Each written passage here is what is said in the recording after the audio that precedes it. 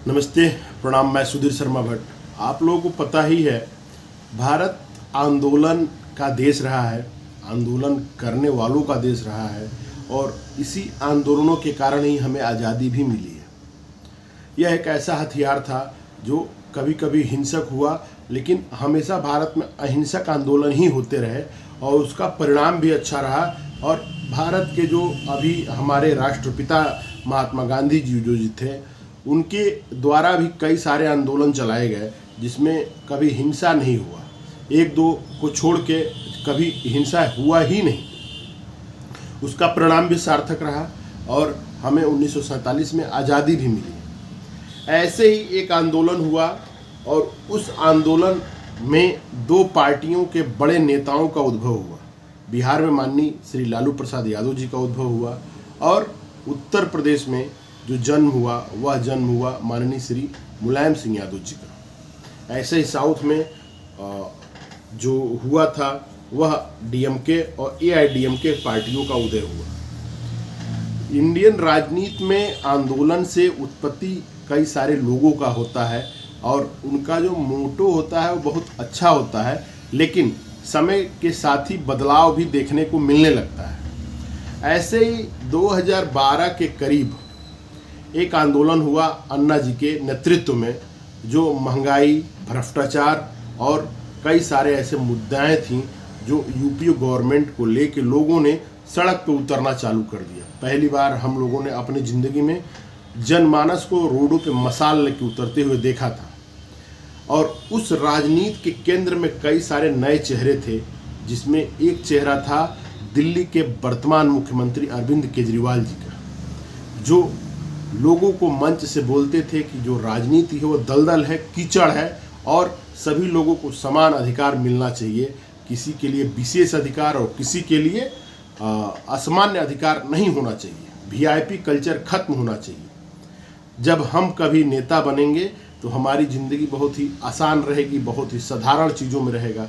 लेकिन उस आंदोलन का पूरा फायदा केजरीवाल जी ने उठाया और पहले चुनाव में ही दिल्ली में सरकार बना डाला, बन गए मुख्यमंत्री। मुख्यमंत्री बनते ही वह 1 से 2 साल पहले का जो किसान और मजदूर जनता से जो वादा किए गए थे वो सारे के सारे धरे बस्ते में रह गए। उन्होंने कुछ ही सालों में, कुछ ही चंद महीनों में अपने लिए भव्य गाड़ी, अपने लिए भव्य महल, यहाँ तक कि उनके ऊपर कई सारे आरोप लगने चालू हुए। अभी ताज़ा एक आरोप लगा था उनके ऊपर कि उनके घर में जो बेडशीट और जो उनके घर में पर्दे लगे वो सारों का मूल्य लाखों में था। 11 लाख से 12 लाख रुपए मूल्य के पर्दे घर में जिनके लगते हों, क्या वो वीआईपी हैं या जनरल पुरुष हैं या जनरल जनता है। जनरल जनता 2 वक्त की रोटी के लिए लड़ाई लड़ रही है।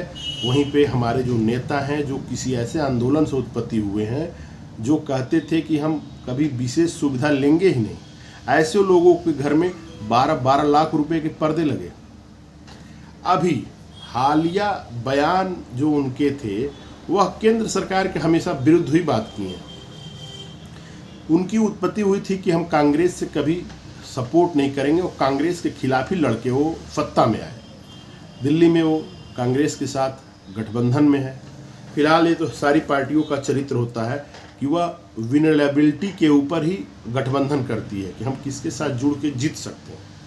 लेकिन कम से कम कुछ तो इथिक्स होनी चाहिए कि हम अगर जिसके अगेंस्ट में ही बन के आए हैं कि हम इनके खिलाफ रहेंगे और इनके खिलाफ ही मेरा जन्म हुआ, तो क्या मेरा उनसे वैचारिक मतभेद दूर हो सकता है? क्या मेरा उनसे वैचारिक मिलाप हो सकता है?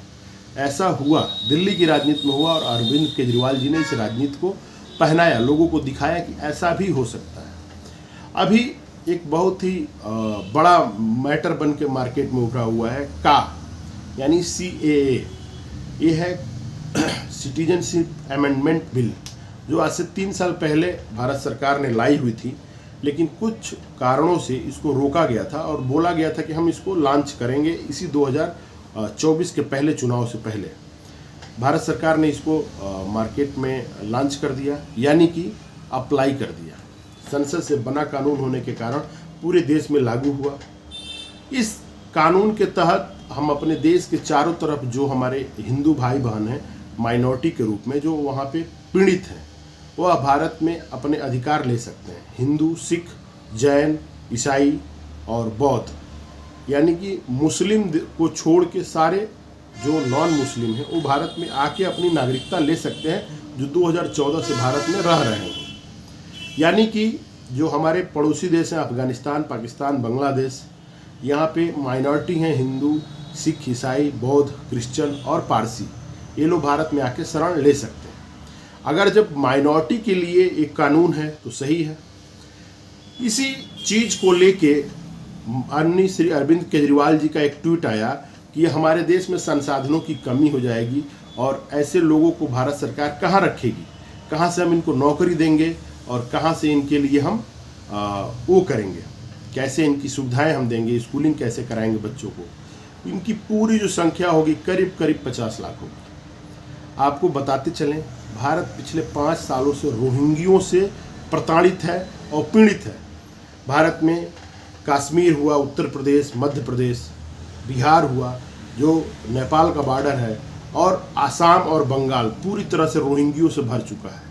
ये वही रोहिंग्या लोग हैं जिनके लिए अरविंद केजरीवाल ने दिल्ली सरकार के तरफ से हलफनामा भी जारी किया और केंद्र को लेटर लिखा था कि इन लोगों को दिल्ली सरकार एक फ्लैट देना चाहती है और ये लोग कहाँ जाएंगे, इनके लिए हम जगह देंगे।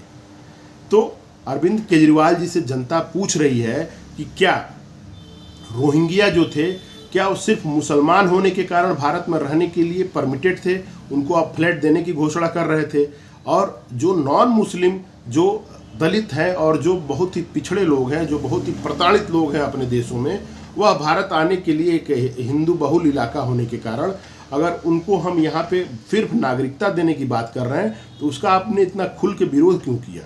और जब रोहिंग्या भारत आए उस वक्त तो सिटीजनशिप अमेंडमेंट बिल भी नहीं था, तो आपने उनको फ्लैट देने के लिए लेटर तक कैसे लिख दिया। या कहीं ना कहीं इनके ईमानदारी को, इनके नियत को और इनके वोट बैंक की पॉलिटिक्स को दिखाता है। कॉमन जनता को जरूर देखना चाहिए कि अरविंद केजरीवाल जी क्या वही आंदोलन से उत्पन्न नेता हैं या एक भेड़िया के भेष में छिपा हुआ नेता है। हम लोगों को इनके बारे में बहुत ही अच्छे से सीखना चाहिए। यह सिर्फ वोट बैंक की राजनीति करते हैं। कॉमन जो सिटीजनशिप अमेंडमेंट बिल है, यह सिर्फ उन दलित, पिछड़ा और शोषित वंचित वर्ग के हिंदू समुदाय, पारसी समुदाय, जैन समुदाय, बौद्ध समुदाय और ईसाई समुदाय के लिए हैं, जो अपनी इज्जत, अपनी मान मर्यादा, अपनी रोजी रोटी को अपने करंट देश में नहीं ले पा रहे हैं। उनके लिए हम भारत में एक दरवाज़ा खोल रहे हैं कि वह आके यहाँ पे ससम्मान अपनी ज़िंदगी जी सकें। लेकिन मुस्लिम जो कम्युनिटी है वह पाकिस्तान, अफगानिस्तान और बांग्लादेश में बहुसंख्यक के रूप में है और उनको वहाँ पे काफ़ी सारे अधिकार भी प्राप्त हैं। तो उनको भारत आने की क्या ज़रूरत है? यहाँ तो ऑलरेडी 35 करोड़ मुसलमान रहते हैं, तो भारत आने की उन मुसलमानों की क्यों ज़रूरत पड़ी हुई है? जहाँ पे 27% से घट के 1% हिंदू हो गया है, उसको कुछ कारणों से तो घटे हैं। वहाँ पे जो उनकी जनसंख्या थी वह 27% से अगर 1% हो गई तो कुछ कारणों से घटी हुई होगी। जो 1% बचे हों, कितने पीड़ित होंगे, कितने डरे सहमे लोग होंगे, अपने रोजी रोटी को लेकर कितने अस्वस्थ होंगे वहाँ पे, ये तो हम आप समझ ही सकते हैं। तो उनके लिए ही कॉमन जो सिटीजनशिप अमेंडमेंट बिल है, यह नागरिकता देने का बिल है, ना कि नागरिकता छीनने का बिल है। या उन लोगों के लिए नागरिकता देने की बिल है जो भारत में अपना घर का रूप देखते हैं, न कि भारत में आके और यहाँ पे जनसंख्या डेमोग्राफी को बिगाड़ के और यहाँ पे वोट बैंक की राजनीति बन के रहने के लिए है। इसी के साथ हम यह जो आज का ब्लॉग था यह अरविंद केजरीवाल जी के ऊपर था। हमें आशा है कि अरविंद केजरीवाल जी के इस वोट बैंक की राजनीति को मैं समझाने में सफल हुआ होगा और इसके साथ मेरा प्रणाम आप सभी लोग स्वीकार करें। मैं सुधीर शर्मा भट्ट, एक बार मेरे चैनल को प्लीज़ सब्सक्राइब और लाइक करें।